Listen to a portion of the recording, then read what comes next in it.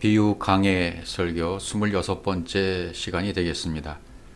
오늘은 베드로가 닭이 2번 울기 전에 내가 3번 나를 부인하리라.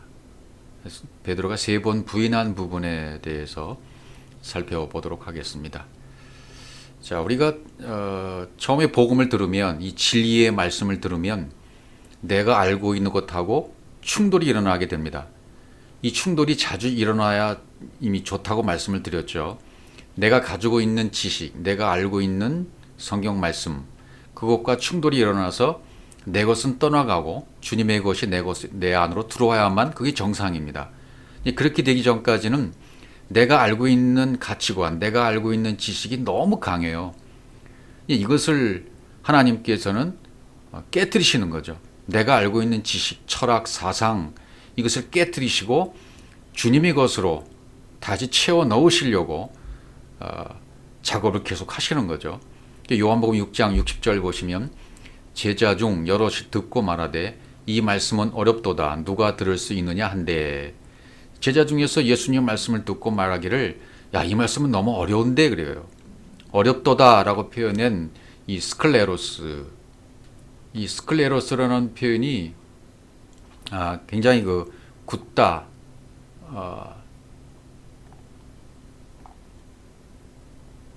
거칠다 그런 뜻이거든요.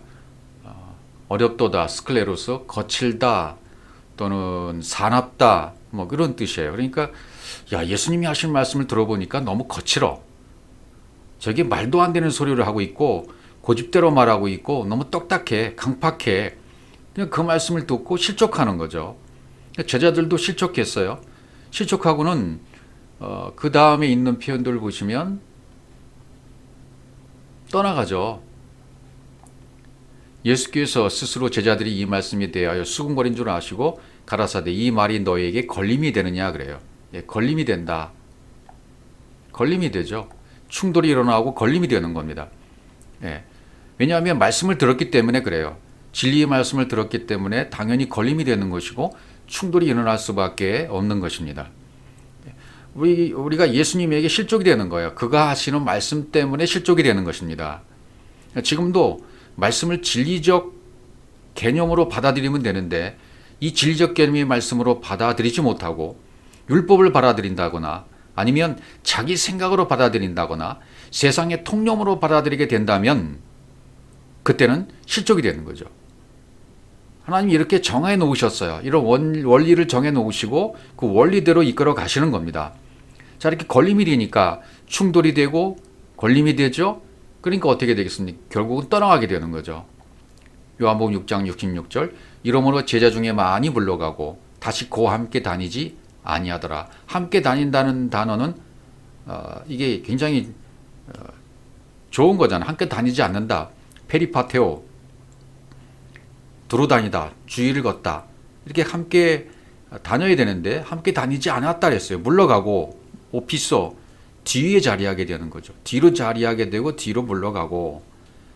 그러니까 이런 표현들을 보면 오늘날도 이 진리의 말씀이 그렇게 급속하게 전파되지 않는 이유를 알 수 있어요. 이게 대중적으로 급속하게 전파되는 진리가 아니라 한 사람 한 사람에게 이 진리의 말씀을 묵상하고 그래서 이제 어느 단계에 이른 사람들이 맞아, 이 말씀이 진리네, 이 말씀이 맞아라고 받아들이는 그런 단계, 그런 원리로 지금도 이 복음은 증거되고 있습니다. 그러니까 우리 육신적인 생각을 하면 굉장히 더딘 것 같고 느린 것 같이 느껴져요. 그러나 하나님의 방법으로 하시기 때문에 그것은 결코 늦은 것이 아닙니다. 성령께서 하시는 겁니다. 영으로 하시는 것입니다. 그러니까 성령께서 깨닫게 하시는 영이잖아요. 깨닫게 하시는 영이 깨닫게 해주셔야만 이 진리 안으로 들어올 수 있다 그 말이죠. 그리고 또 다른 본문을 보시면요.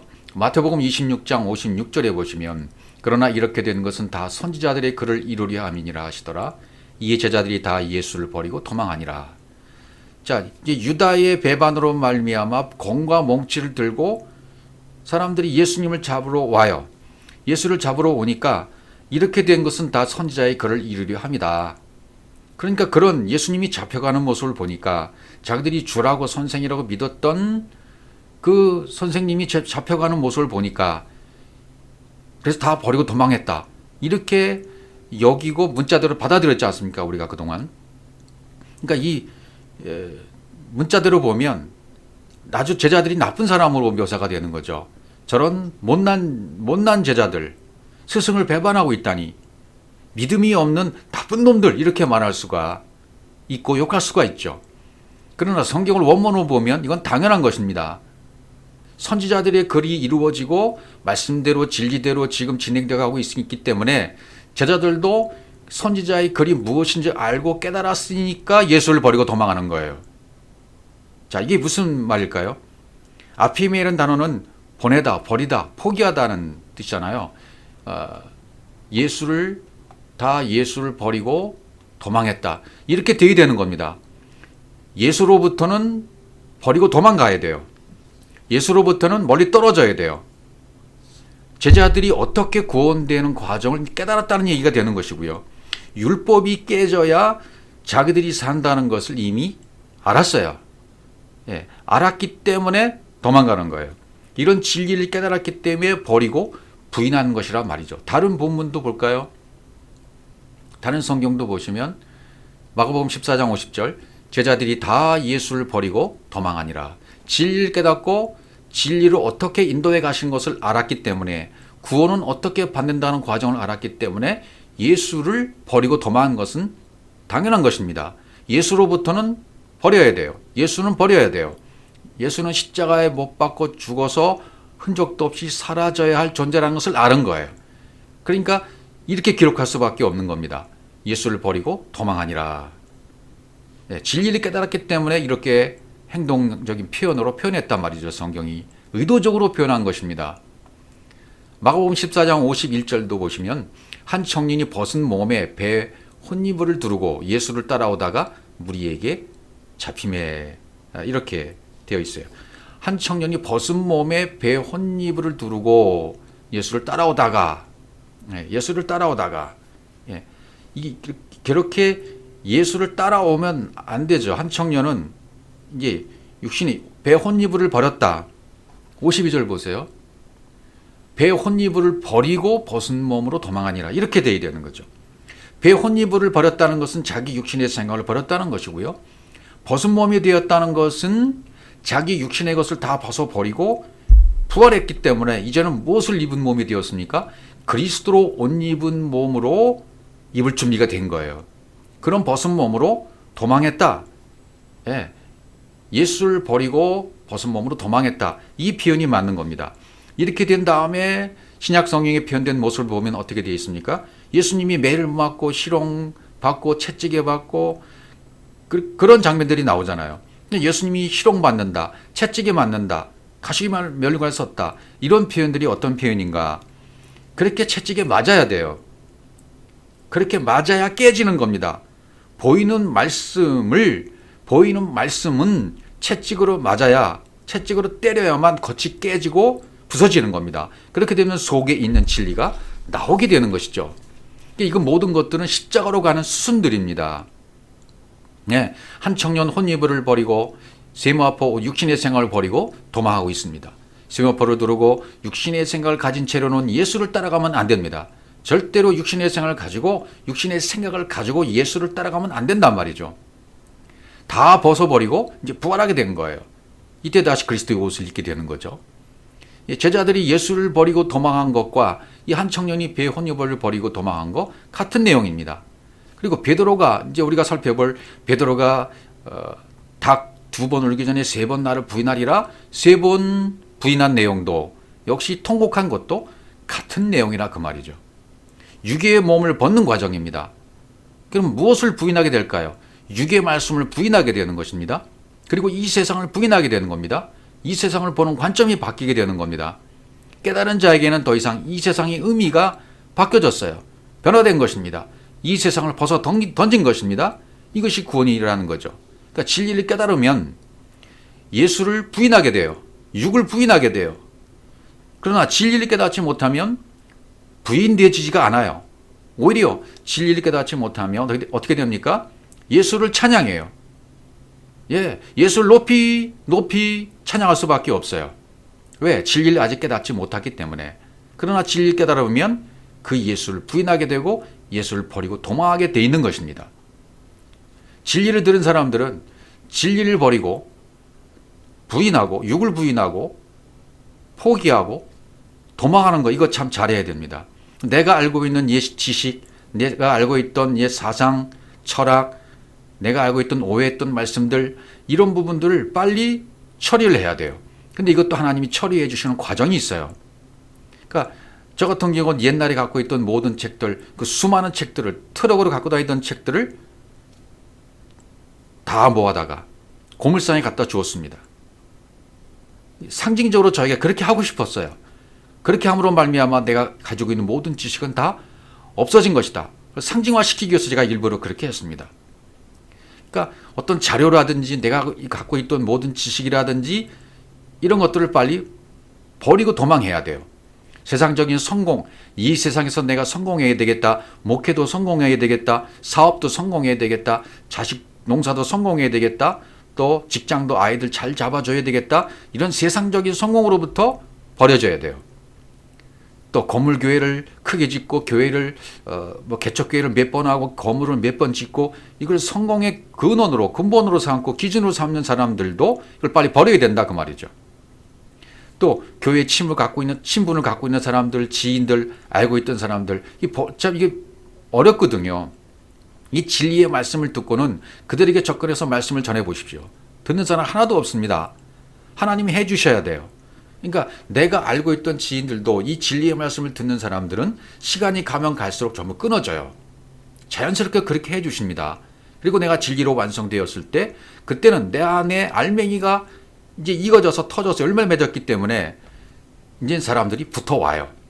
진리의 말씀을 원하는 사람들이 붙어오게 돼 있어요. 그러니까 이 천국 복음, 하나님 나라의 복음은 내가 막 이렇게 사람들한테 손을 벌리고 막 애타게 이렇게 받아주세요, 이 진리를 받아주세요, 이렇게 구걸하는 복음이 아니란 말이죠. 이 진리의 말씀, 정말 하나님의 진리의 생명의 말씀을 받은 자, 진리의 말씀으로 변화받은 자에게는 이제는 이 진리의 말씀을 듣고자 하는 사람들이 따라오게 돼 있단 말이죠. 붙어오게 돼 있단 말이죠. 그게 정상입니다. 그렇게 되기까지는 벗은 몸으로 도망하는 과정이 우리에게 필요하다는 것입니다. 그러니까 빨리 우리가 이걸 정리해야 돼요. 버리고 부인한다.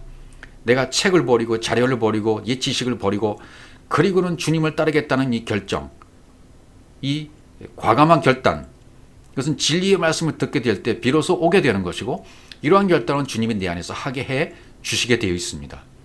자, 마태복음 26장 34절을 보시면 이제 베드로 얘기로 가보겠습니다. 예수께서 가라사대 내가 진실로 내게 이르노니 오늘 밤 닭 울기 전에 내가 3번 나를 부인하리라 라고 베드로에게 말씀해 주십니다. 자, 이 닭이 2번 울기 전에 3번 나를 부인한다. 이게 무엇이겠습니까? 결론부터 말씀드리면 닭이 2번 울기 전에, 닭 울기 전에 다른 표현을 보면 2번이라고 되어 있죠. 2번 울기 전에 3번 나를 부인하리라. 물침례와 불침례를 받아서 완전히 가나안 땅에 들어가기 전에 내가 3번 육신의 정욕, 안목의 정욕, 이색의 자랑, 오늘은 귀신을 쫓아나고 내일은 병자를 고치다가 제3일에는 완전하여지리라. 이것이 되어진다는 거예요. 물침례와 불침례를 받아서 가나안 땅에 들어가기 전에 너는 이 셋을 완성해야 된다는 겁니다. 뭐 삼위길이라 말해도 좋고 이 3번, 3이 나에게 완성돼야 된다. 3번 예수를 부인하잖아요. 3번 예수를 부인하는 장면을 통해서 베드로가 어떻게 육신의 정욕과 안목의 정욕과 이성의 자랑을 부인했는가, 그것을 보여주고 있는 장면들이죠. 누가복음 22장 34절도 가라사대 베드로야 내가 내게 말하노니 오늘 닭 울기 전에 내가 3번 나를 모른다고 부인하리라 하시니라, 이렇게 돼 있죠. 그러니까 베드로가 3번 부인해야 반석의 집을 지을 수 있다는 얘기예요. 이게 우리의 구원의 과정이란 얘기입니다. 광야와 요단강을 건너기 직전에 하는 것입니다. 홍해를 한번 거르고 물침례를 받고 그 다음에 요단강 건너서 불침례를 받고 이 2번의 과정을 우리가 다 거쳐야만 합니다. 그런 과정 가운데 이제 요한일서 2장 16절이 이루어지는 거죠. 이는 세상에 있는 모든 것이 육신의 정욕과 안목의 정욕과 이생의 자랑이니 다 아버지께로 쫓아온 것이 아니요 세상으로 쫓아온 것이라. 이 육신의 정욕, 안목의 정욕, 이생의 자랑. 이걸 베드로로부터 이 육신의 정욕, 안목의 정욕, 이생의 자랑, 이것을 지금 부인하는 과정을 보여주시는 것이다 그 말이죠. 이건 이제 과거에는 제가 영성훈련을 받은 적이 있는데 3년 코스잖아요. 영성훈련이. 그것도 받으면서 이 마태복음 16장 24절 얼마나 많이 강조했는지 몰라요. 이에 예수께서 제자들에게 이르시되 아무든지 나를 따라오려거든 자기를 부인하고 자기 십자가를 지고 나를 쫓을 것이니라. 이렇게 돼 있잖아요. 여기서 자기를 부인해야 된다. 자기 부인. 이걸 굉장히 많이 영성훈련에서 강조를 했었어요. 자기 부인이 되어져야 된다. 또 워치만이 계통의 사람들도 이 자기 부인, 자아를 죽여야 된다. 자아를 부인해야 된다. 자아를 죽여야 된다. 그런 표현들을 굉장히 많이 썼었습니다. 그래서 자아가 죽을 때 그런 책자를 굉장히 많이 이렇게 홍보를 하지 않습니까? 저도 그런 과정을 다 겪었고 그 책을 읽어봤고 다 그것을 그때 좋다고 받아들였어요. 그것도 과정이니까요. 그러나 원문을 보시자고요. 마태복음 16장 24절에서 자기를 부인하고 여기는 뭐라고 되어 있냐면 3인칭 남성 단수 목적격으로 되어 있어요. 아우토 그를 부인하고 되어 있어요. 자기를이 아니라 그를 부인하고가 되어 있단 말이죠. 그럼 그를 부인하는 누구를 부인하는 거예요? 육체의 예수를 부인하고죠. 그렇죠. 육체의 예수를 부인하고 자기 십자가를 지고 나를 쫓을 것이니라. 육체의 예수를 부인하게 되어지면 십자가를 지게 된 것이고 육신의 생각이 죽게 된 것이고 그러면 영으로 다시 살아나는 것입니다. 자기를 부인하고 이게 부인한다마는 아팔레오마이 부인하다 금하다는 뜻이거든요. 아폴레오마이라는 뜻은 부인. 그를 금하는 거예요. 육체의 예수를 금하는 거예요. 3인칭 남성 단순 목적격이라니까요. 그를 부인하고 육체의 예수를 부인하고 반드시 육체의 예수가 부인되어져야만 합니다. 마태복음 16장 24절도 원문의 뜻으로 정확히 우리가 이해할 필요가 있습니다. 자, 이렇게 되면 베드로는 반석이잖아요. 반석인데 베드로 안에 두 개의 돌판이 있는 거나 마찬가지예요. 첫 번째 돌판은 깨져야 될 돌판이지 않습니까? 첫 번째 돌판은 율법의 돌판이기 때문에 반드시 깨져야 돼요. 두 번째 돌판은 깨지면 안 돼요. 진리의 돌판이기 때문에 내 마음의 할례를 받고 내 안에 새겨지게 되는 것입니다. 그렇게 달라요. 그 다음에 요한복음 13장 38절에 보시면 예수께서 대답하시되 내가 나를 위하여 내 목숨을 버리겠느냐? 내가 진실로 내게 이르노니. 여기 진실로도 두 번 나오죠. 진실로 예수와 그리스도 물침례와 불침례 내게 이르노니 닭 울기 전에 내가 3번 나를 부인하리라. 여기 닭이 나오죠. 닭이라는 부분을 살펴보겠습니다. 닭이 울기 전에 그랬어요. 닭 울기 전에. 닭이라는 말은 알레크톨. 이 알레크톨이라는 단어, 닭이라는 단어를 이렇게 추적해 보니까 단어가 막다에서 왔어요. 막다라는 단어에서 유래됐단 말이에요. 닭은. 닭 자체는 막다. 뭐로부터 막는 겁니까? 진리를 막는 율법. 진리를 막아버리는 율법을 상징하는 것이 닭이다 말이죠. 그 다음에 닭 울음할 때 울기, 울었다, 울음라는 단어는 파이너에서 왔어요. 빛이다, 빛나게 하다에서 왔단 말이죠. 그러니까 닭, 이건 수탉을 말하는 것인데 수탉은 생명이 없잖아요. 생명을 잉태할 수 없는 것이 수탉이지 않습니까? 그러니까 막다, 잉태를 막는 거죠. 진리를 막는 것이 수탉이에요. 닭 울음을 붙여넣어 버리면 어떻게 됩니까? 빛이 나는 것을 막다 이렇게 되죠. 빛, 진리를 막는 율법의 소리가 울음소리다 말이에요. 닭 울음소리단 말이죠. 그러니까 이 돌판이 깨지는 것을 닭 울음소리로, 닭이 우는 소리로 지금 표현을 한 것이죠. 닭이 죽는 것을, 율법이 죽는 것을, 율법이 깨지는 것을 우는 것으로, 울음소리, 닭 울음소리로 표현했단 말이죠. 그럼 율법이 죽으면 진리가 되어버리는 것이고 진리가 되면 살아나게 되는 겁니다. 그러니까 우는 소리, 닭 우는 울음소리는 영과 진리의 소리예요. 진리의 음성이에요. 주님의 음성이라고 할 수 있습니다. 이 닭이 울기 전에, 포네오, 울기 전에 닭이 운다는 것은 첫 번째 돌판이 깨져서 진리의 말씀이 나오는 것을 지금 설명해 주고 있는 것입니다. 이것이 베드로의 통곡 소리와 이제 동일시되고 있는 겁니다. 베드로가 통곡하잖아요. 나중에 베드로의 통곡 소리, 주님의 음성, 닭울음 소리, 주님의 음성, 베드로의 통곡 소리 다 같은 얘기다 그 말이죠. 마태복음 26장 58절 베드로가 멀찍이 예수를 쫓아 대제사장의 집 뜰에까지 가서 그 결국을 보려고 안에 들어가 하숙들과 함께 앉았더라. 또 누가복음 20장 54절 예수를 잡아 끌고 대제사장의 집으로 돌아갈새 베드로가 멀찍이 따라가니라. 왜 멀찍이 따라갈까요? 멀찍이 따라가야 돼요. 예수는 멀찍이 따라가야 되는 겁니다. 베드로처럼 예수를 멀찍이 우리도 따라가야 돼요. 따라가다는 말은 뭐죠? 아클로데오, 함께 같은 길에 있다. 동행하는 거예요. 근데 예수와 함께 같은 길이 있으면 안 되잖아요. 그리스도와 함께 있어야 되죠. 예수는 멀리 떨어져야 돼요. 율법으로부터는 멀리 떨어져야 돼요. 육체 예수는 십자가에 해결받아야 된다 그 말이죠. 예, 베드로가 멀찍이 예수를 쫓아, 멀찍이라는 단어, 멀찍이 따라갔다. 마르로텐, 멀리 떨어져서. 그렇죠. 이렇게 돼야 돼요. 육신의 예수, 육신과는 이제 멀어졌다. 육신과는 멀어졌다. 율법과는 멀어졌다. 예. 따라간다는 말은 함께 같은 길이 있다는 아콜로데오잖아요. 예수의 육신과 함께 있으면 됩니까? 안 됩니까? 안 되는 거죠. 겉의 말씀, 보이는 말씀, 문자, 성경 66권의 문자 말씀, 육신의 생각, 나의 기준, 나의 가치관, 나의 법 이런 것들로부터는 멀어졌다. 이제 진리를 들었기 때문에 그래서 이스라엘 백성들이 위로부터 말씀의 씨가 떨어지니까 말씀의 씨가 들어오기 시작하니까 깨달았어 이스라엘 백성들이요. 그리고 우리를 꺼내달라고 이제 요청하잖아요. 부르짖는 소리가 들리잖아요. 그러니까 어디가 멀어진 겁니까? 애국과 멀어진 거죠. 이와 똑같아요. 지금 베드로가 이런 상태인 것입니다.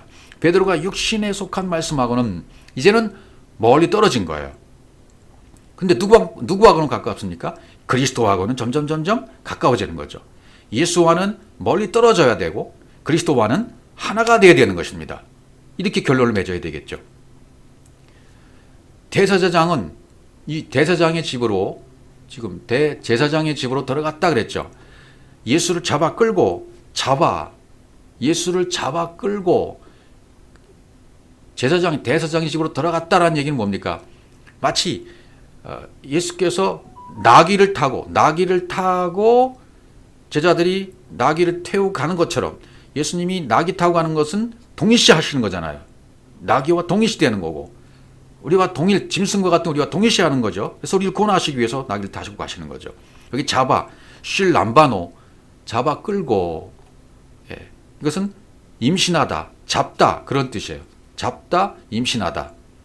예수를 끌고라는 것은 잉태가 된 거죠. 예수가 율법의 말씀이 대제사장에 떨어져서 잉태가 되어버린 거예요. 예수님과 대제사장이 율법으로는 하나가 됐단 말이죠. 예, 이렇게 하나가 되어버린 거예요. 그런 존재가 되어버린 거예요. 그렇게 되어야 함께 십자가에 못 박혀 죽으니까 예수님이 죽으면 대제사장이 함께 죽는 것이 되는 거예요. 하나로 동일시 해버리는 거죠. 그러면 육적 대제사장으로는 수명을 다하게 되지만 영적 대제사장이 돼버리는 거죠. 그래서 제사장은 인기가 있잖아요. 그러나 대제사장은 예수 그리스도를 상징하는데 인기가 없어요. 죽어야 끝나는 거죠. 들어갈새 집으로 들어가죠. 에이스하고 데리고 들어가다, 끌어들이다. 하나가 되기 위해서. 그러니까 예수님이 대제사장 집으로 들어가는 것은 대제사장이 예수 하나가 돼서 죽고 살아나는 것이다. 그런 과정을 설명하는 거예요. 대제사장의 집에 들어가면 어떤 일이 일어납니까? 이제 그 집에 안에 들어가게 되어지면 십자가에 죽는 과정이 펼쳐지게 되는 거죠. 누가복음 22장 63절 지키는 사람들이 예수를 희롱하고 때리며 이렇게 돼 있어요. 예수를 희롱하고 때리죠. 그 다음에는 그의 눈을 가리우고 뭐로 가로되 선지자 노릇하며 너를 친 자가 누구냐 하고 이렇게 되어져요. 그의 눈을 가리우고 그 다음에 요 사이에 생략된 단어가 뭐냐면 얼굴을 때리며가 생략되어 있어요. 눈을 가리고 얼굴을 때리며 물어 가로되 왜 자꾸 때린다는 표현이 나올까요? 그렇죠.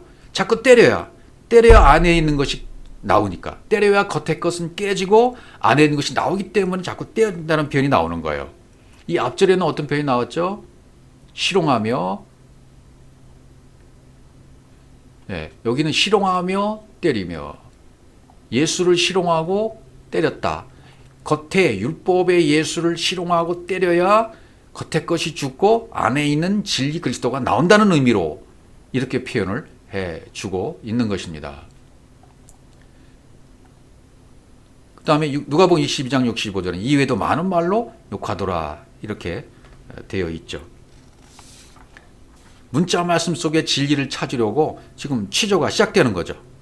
예, 그리스도라는 진리를 더 알기 위해서 예수를 때리고 침뱉고 실용하는 거예요. 보이는 세상, 보이는 육신의 말씀을 책찍질하고 때리면 겉의 것이 깨지고 안의 것이 나오기 때문에 거기서 진리인 그리스도가 나오는 것입니다. 이것은 마치 모세가 반석을 쳐서 샘물이 나오게 하는 것과 똑같은 거죠. 율법의 가죽을 벗기려고 때리는 거예요. 예, 율법의 가죽을 벗긴다. 친다. 너를 친 자가 누구냐 할 때 치었다라는 단어가 파이오란 단어예요. 파이오란 단어는 때리다, 쏘다, 치다. 그리고 실용하고 때렸다. 때렸다고 할 때 이건 대로라는 단어는 가죽을 벗기다는 뜻이거든요. 때렸다, 가죽을 벗기다. 실용했다, 엠파이죠. 조롱했다. 가죽을 벗겼다는 뜻이 때렸다는 뜻이에요. 네. 왜 가죽을 벗깁니까? 율법의 가죽을 벗기는 의미로 사용된 말이죠. 표면 말씀을 계속 벗겨내면 표면인 것이 다 벗겨내지 뭐가 돼요? 진리가 되는 거죠. 예. 예. 진리의 말씀이 나오게 돼 있단 말이죠. 그리스도가 나오게 돼 있단 말이죠. 누가복음 22장 55절 사람들이 뜰 가운데 불을 피우고 함께 앉았는지라 베드로도 그 가운데 앉았더니 이렇게 되었습니다. 뜰 밖은 애굽이에요. 뜰 밖에서 불빛을 본 거예요. 진리를 본 거예요. 애굽의 상태에서 저 광야에 있는 불빛 진리를 본 거죠. 그러려면 불빛을 보고 진리를 보고 광야로 나가야 되잖아요. 가려면 홍해에서 반드시 심판 받아야 되죠. 홍해에서 한번 심판을 받고 죽어야 돼요. 홍해에서 심판을 받아야 되기 때문에 여기 앉았더니 라는 단어를 쓰는 거죠. 앉았다는 말은 심판을 뜻하니까 그 가운데 앉았다. 그러니까 베드로가 부인하면서 움직이는 그런 모습을 상징해요. 그러니까 베드로는 계속 이동하고 있습니다. 어떻게 이동하나 보십시오. 요한복음 18장 16절 베드로는 문 밖에 섰는지라. 지금 베드로가 문 밖에 있어요. 예. 그리고 이제 데리고 들어왔더니 이렇게 되잖아요. 대제사장과 아는 그 다른 제자가 나가서 문 지키는 여자에게 말하여 베드로를 데리고 들어왔더니 문 밖에 섰다가 이제 문 안으로 들어옵니다. 앞문까지 나아갔다. 이제 마태복음 26장 71절 앞문까지 나아가니 다른 비자가 저를 보고 거기 있는 사람들이 말하되 이렇게 나가고 앞문까지 나갔다가 예. 이제는 어떻게 되는 겁니까? 점점점 뜰 안으로 들어오는 거죠. 안쪽으로 이동합니다.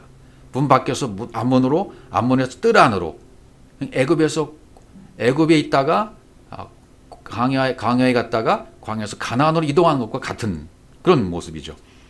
성전 뜰에 있다가 성소에서 지성소로 이렇게 이동하는 것과 같은 모습입니다. 지성소로 가면 갈수록 어떻게 돼요? 나의 육신은 부인되어지는 거죠. 진리로 가면 갈수록 예수는 부인되어집니다. 겉의 것은 깨지게 되어 있습니다. 안의 것이 나오게 되어 있죠. 빛 안에 가면 갈수록 어둠은 사라집니다. 그리고 내가 빛 자체가 되어버립니다. 빛 자체가 되었다는 것은 겉의 것이 깨지고 안에 있는 그리스도로 되었기 때문에 내가 그리스도로 되었다. 어둠은 사라지고 빛이 되었다. 근원자가 되었다. 공급자가 되었다. 내 자체가 그렇게 된다는 것입니다. 이렇게 믿어야 이게 복음이라는 거예요. 제대로 된 복음이라는 것입니다. 베드로가 멀찍이 예수를 쫓아 이제 대제사장의 집들까지 가서 결국을 보려고 안에 들어가 하석들과 함께 앉았다. 결국을 보려고 그건 뭘 보는 겁니까? 결국 예수가 어떻게 됐는지 보겠다 라는 말은 결국은 베드로의 자기 결말을 보는 거잖아요. 3번 부인하고 진리로 완성되는 결말을 보겠다 라고 안에 들어가는 거죠. 베드로에게 있어서 육신의 정욕, 안목의 정욕, 이생의 자랑이 다 심판을 받고 영과 진리로 살아가는 것이 3번 부인하는 과정이 되는 거 아니겠습니까? 첫 번째 육신의 정욕이 어떻게 부인되나 보십시오. 베드로가 바깥들에 앉았더니 마태복음 26장 69절 한 비자가 나와 가로되 너도 갈릴리 사람 예수와 함께 있었도다 하거늘. 그러니까 예수와 함께 있다라는 표현은 뭡니까? 예수와 함께 있으면 안 되잖아요. 그러니까 부인되어져야 되는 거예요. 예수와 함께 있었다. 그럼 너는 아직 율법이야. 너는 아직 육신의 상태에 있는 거야. 이렇게 인정하는 거잖아요. 그렇죠? 이렇게 되면 안 돼요. 예. 이렇게 되면 안 되니까 당연히 부인돼야 되는 거죠. 예. 그 다음에 다른 표현들을 또 보세요. 누가복음 22장 56절 한 비자가 베드로의 불빛을 향하여 앉은 것을 보고 주목하여 가로되 이 사람도 그와 함께 있었느니라.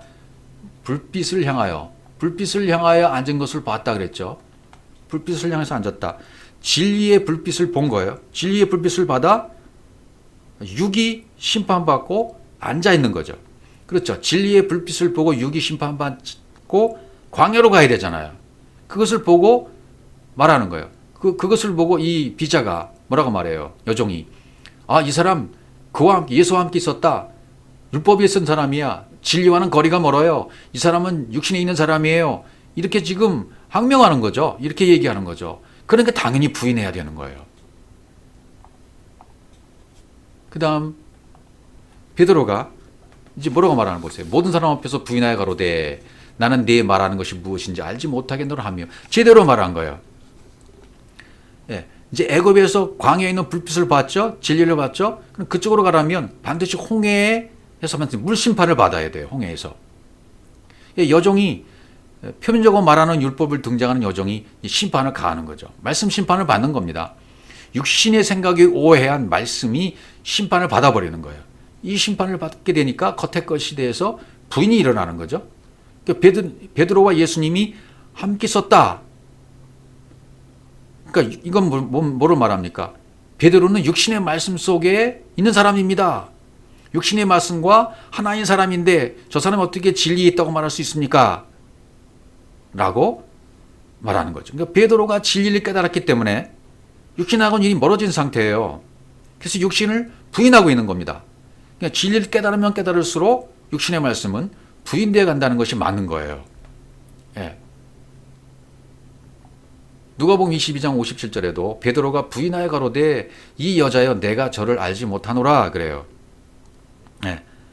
이제 나는 육신의 정욕이 부인되어진 과정이다. 자기 자신이 그렇게 이제 부인되어지는 과정을 인지하는 과정이 되는 거죠.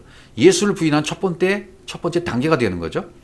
예. 앞에서 한 비자로 나왔죠. 여종으로 나왔죠. 여기서는 여자로 바뀝니다. 여자, 귀내, 여자로 바뀌어요. 하갈 차원에서 말씀을 던졌는데 베드로는 사라 차원에서 말씀을 듣는 거예요. 이제 눈이 열리기 전에 나에게 문자대로 율법이 다가오잖아요. 예, 그러니까 이 말씀은 하가 같은 말씀에서 진리 깨달으면 언약의 말씀, 사라의 말씀으로 바뀌어지게 되는 거죠. 그래서 여자여, 귀내라고 하는 것은 이제 사라로 대해주고 있는 거죠. 귀내로. 예, 하갈의 말, 율법의 말을 부인해버리고 예, 여종이 질문한 내용을 부인해버리는 거죠. 그러니까 육신의 예수, 하갈, 율법의 예수 이걸 부인해버리는 건 똑같아요. 겉의 것은 모두 부인해버리는 것입니다. 그래서 예수를 그리스도로 알아봤어요. 이제는 예수를 그리스도로 알아봤기 때문에 예수를 부인한 격이 되는 거죠. 예, 이제는 은혜 언약임을 깨달은 거예요. 겉의 것이 안의 것으로, 겉의 것을 안의 것으로 이제 알아들었다는 얘기 되겠죠. 예, 그래서 베드로가 부인하게 되는 겁니다. 자, 마태복음 26장 71절 보면 이제 두 번째 이제 부인한 장면이 나옵니다. 앞문까지 나아가니 다른 비자가 저를 보고 거기 있는 사람들에게 말하되 이 사람은 나사렛 예수와 함께 있었도다 그래요. 여기는 이제 다른 비자라고 나오잖아요. 다른 비자요. 바뀌었어요. 다른 사람이 저를 보고 이 사람은 나사렛 예수와 함께 있었다. 이렇게 얘기를 하고 있는 거죠. 자, 다른 본문도 또 혹시 보시면 마가복음 14장 68절 베드로가 부인하여 가로되 나는 네 말하는 것이 무엇인지 알지도 못하고 깨닫지도 못하겠노라 하며 앞들로 나갈세. 이제 두 번째, 세 번째로 갈수록 질문자가 달라지는 거죠. 똑같은 여종인데 다른 여종으로 표현을 하고 있어요. 하나님 말씀 하나인데 내가 변하기 전에 진리의 말씀으로 완전히 변하기 전에는 여종과 같은 말씀으로 들리는 거죠. 조금 변하면 다른 사람 말처럼 들리고 또 변하면 또 다른 사람으로. 그러니까 질문자가 바뀌는 거죠. 그러니까 나는 내가 말하는 것을 마음에 새기지 못하겠다. 알지도 못하고 깨닫지도 못하겠다. 이렇게 말해요. 이제 율법으로는 이제 말씀을 내 마음에 담을 수가 없어. 이렇게 말하는 거죠.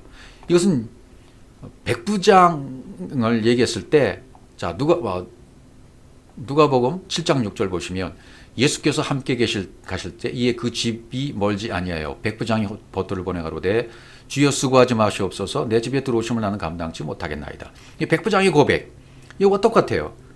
나는 지금 내가 말하는 것은 내 마음속에 이제 말씀을 마음에 율법의 말씀을 담을 수가 없다라고 지금 베드로가 부인하면서 하잖아요. 그것은 백부장의 고백 같다는 거예요. 백부장이 뭐라고 그래요? 수고하지 마세요. 내 집에 들어오시면 난 감당치 못하겠습니다. 이렇게 얘기하는 것은 무슨 얘기입니까? 나는 이제 성령이 진이 되었습니다. 스택에 집, 성령의 전이 되었습니다. 나는 이제는 마음 성전이 되었습니다. 육체의 예수로는 이제 나한테 들어오실 수가 없습니다. 율법으로는 내 안에 들어오실 수가 없어요. 내 안에는 영과 진리만 들어올 수 있는데 육체의 예수인 당신, 십자가에 가지 않은 당신은 내 안에 들어올 수가 없습니다. 그러니까 예수님 뭐라 그래요? 너 나 이제 호라고 했구나. 바로 깨달았구나라고 얘기하잖아요. 나에게는 말씀만 들어올 수 있어요. 언약만 들어올 수 있어요. 율법으로는 못 들어옵니다. 그 말을 하고 있는 거거든요. 이 고백과 베드로의 고백이 같은 거예요. 예. 이제 질문자도 바뀌고 사람 대하는 태도도 바뀌어요. 왜? 나는 이제 율법 성전이 지어졌기 때문에 율법의 말씀은 내 마음에 담을 수가 없다는 거예요. 누가복음 22장 58절에 보면 조금 후에 다른 사람이 보고 가로되 너도 그다 아니라 하거늘 베드로가 가로되 이 사람아 나는 아니로다 이렇게 부인하잖아요. 조금 후에 시간이 짧아진 거죠. 단축된 시간을 말하는 거죠. 예. 영혼의 시간은 점점 가까이 간다는 얘기가 되는 거고 크로노스가 카이노스로 바뀌어간다는 그런 뜻이 되는 거죠.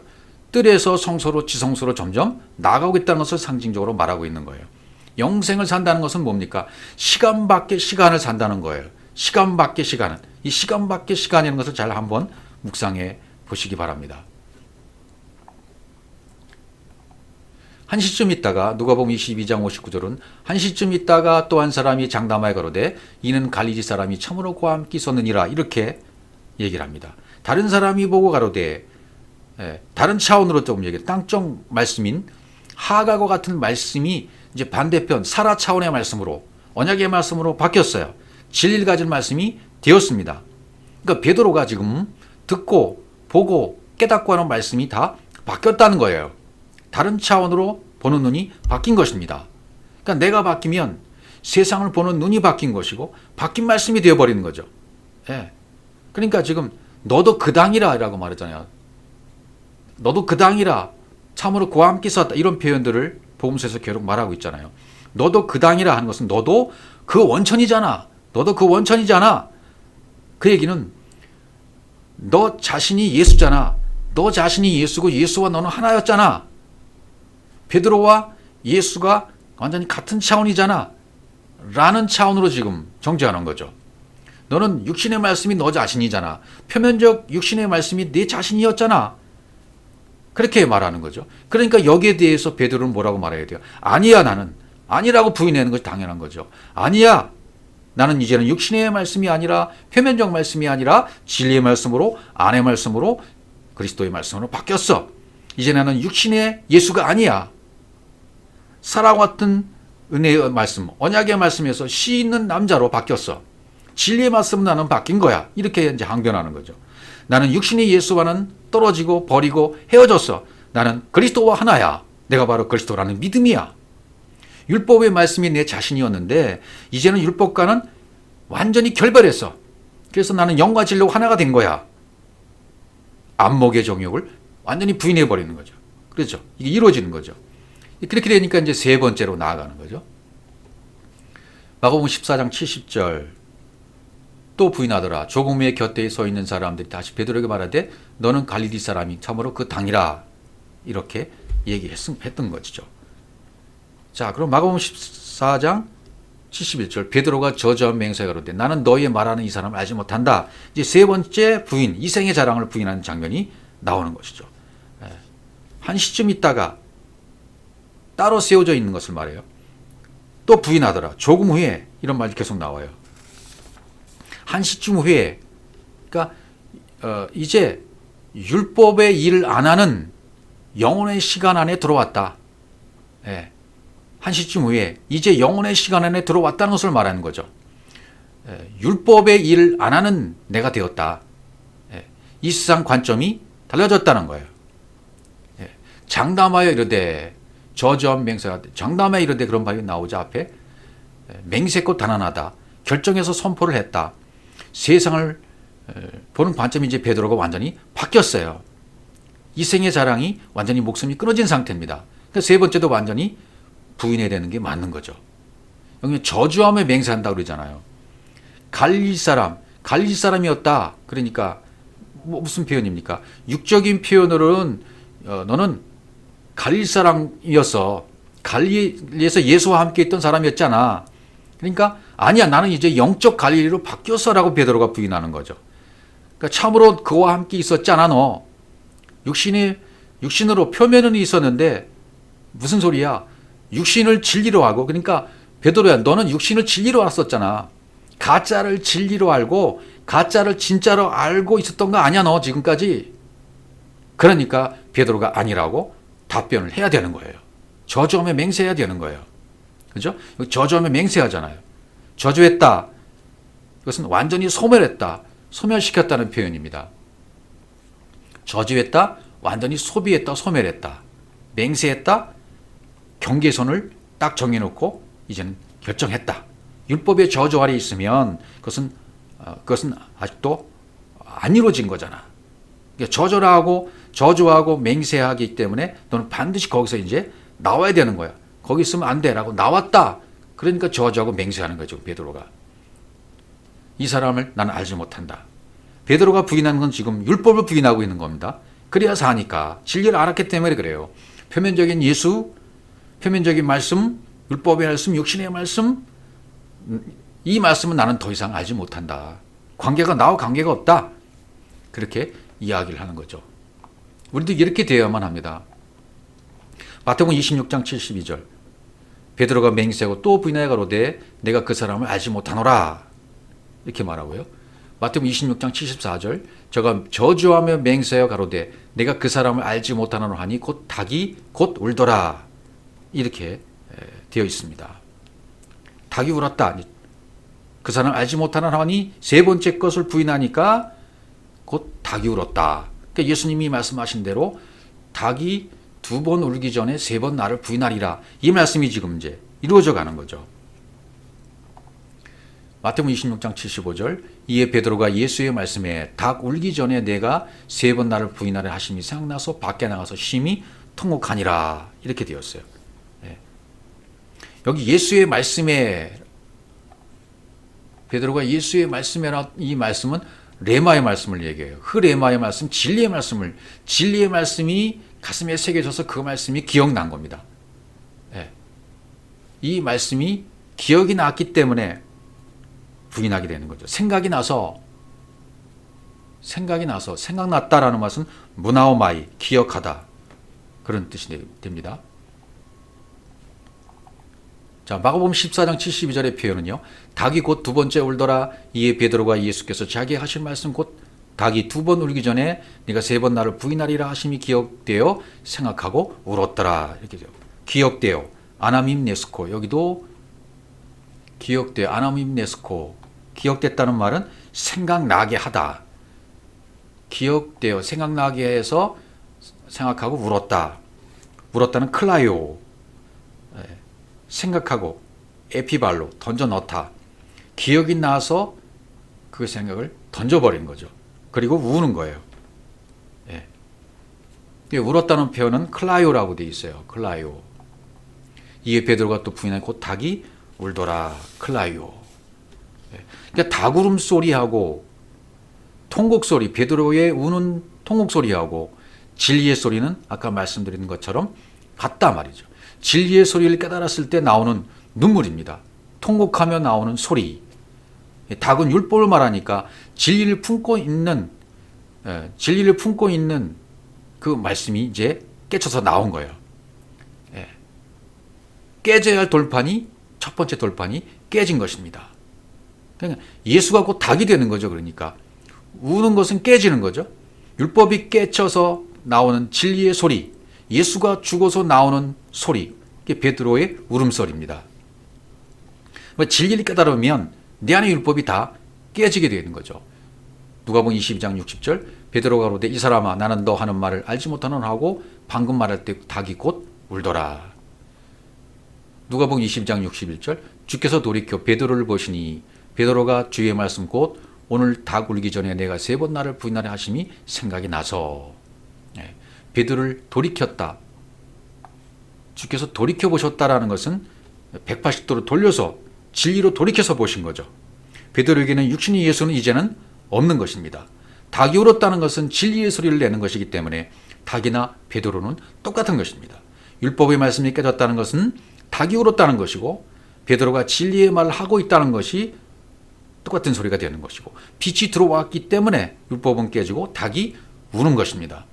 닭이 2번 울었다는 것은 물침례로 한 번 홍해에서 죽고 살아난 것이고 두 번째는 요단강에서 불침례를 받고 죽고 살아나는 것을 의미하고 있어요.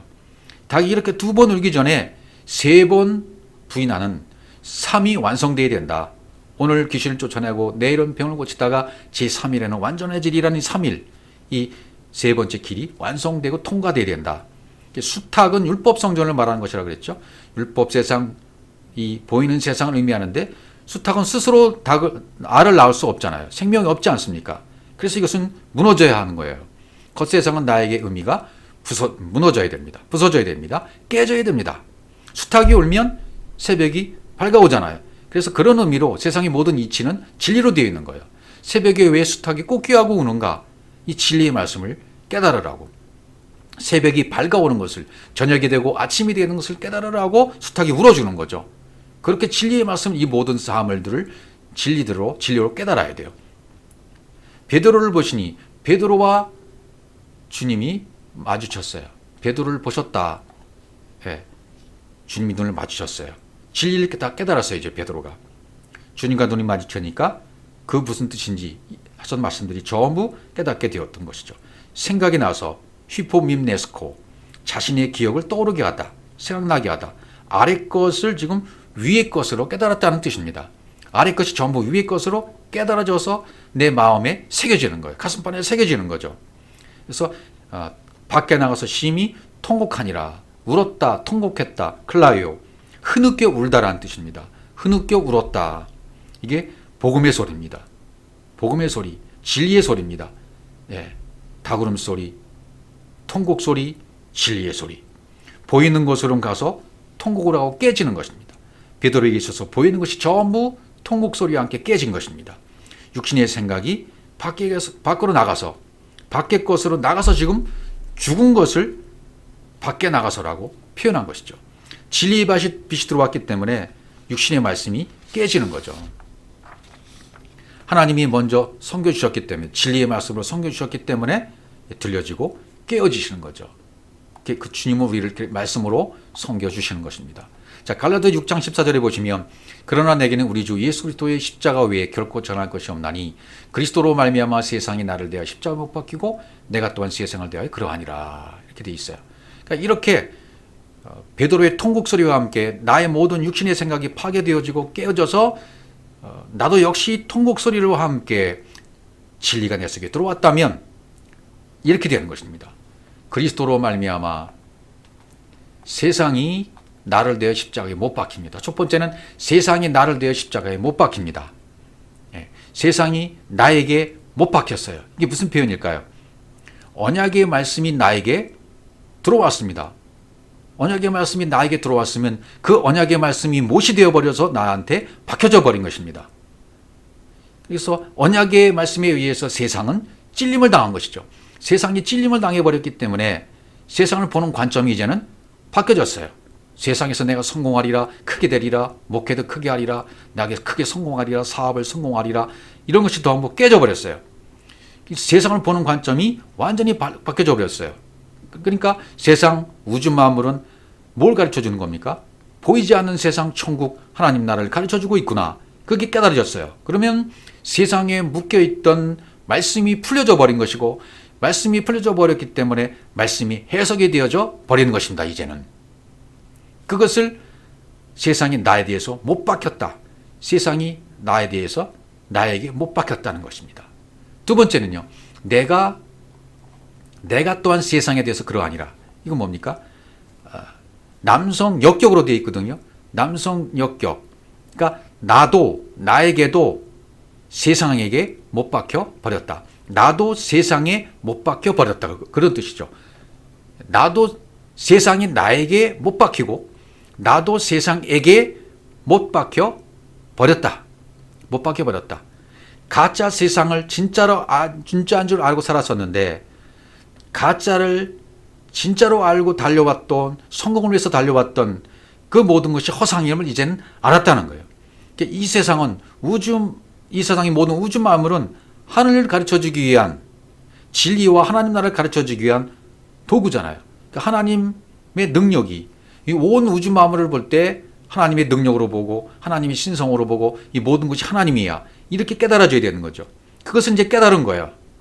나도 세상에게 못 박혀 버렸단 말이죠. 자, 이제 여러분 안에 율법, 오해한 말씀이 깨졌으면 베드로처럼 닭이 운 것입니다. 이제 진리의 말씀이 나오게 되는 거죠. 베드로와 같이 통곡소리를 낸다면, 베드로와 같이 통곡소리를 내면서 내 율법이 깨졌다면, 육신의 생각과 내 가치관이 다 깨졌다면 진리가 들어왔기 때문에 이제는 어둠이 깨진 겁니다. 닭이 울게 된 것입니다. 그렇게 되면 어떻게 됩니까? 이제는 바보가 되는 거죠. 여러분, 율법에 깨지는 소리를 스스로 들으셨습니까? 깨달으면 깨달을수록 눈물이 많아집니다. 눈물이 많아지면 모든 것이 깨진 거예요. 그러면 바보가 되어집니다.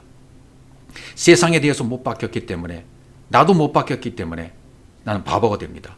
진리를 살면 바보같이 되어져 버립니다.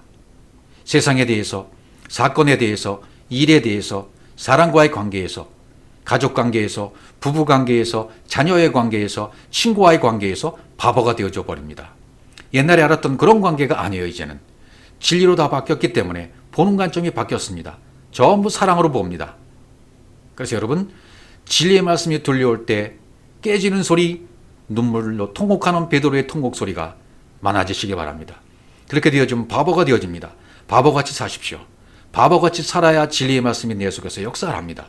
내가 바보가 되어질 때 진리의 말씀이 입에 세워지고, 내가 바보로 살아갈 때 진리의 말씀이 나를 세워주십니다. 세상에 대해서는 내가 바보가 되어야 됩니다. 모든 관계에 있어서는 바보가 되어야 됩니다. 세상 사람들이 손가락질을 한다 하더라도 개의치 마시고 그 과정을 통과하시기 바랍니다. 그러면 닭울음 소리, 통곡 소리, 진리 소리가 되어져서 내 안에서 진리의 소리만 나오게 될 것입니다.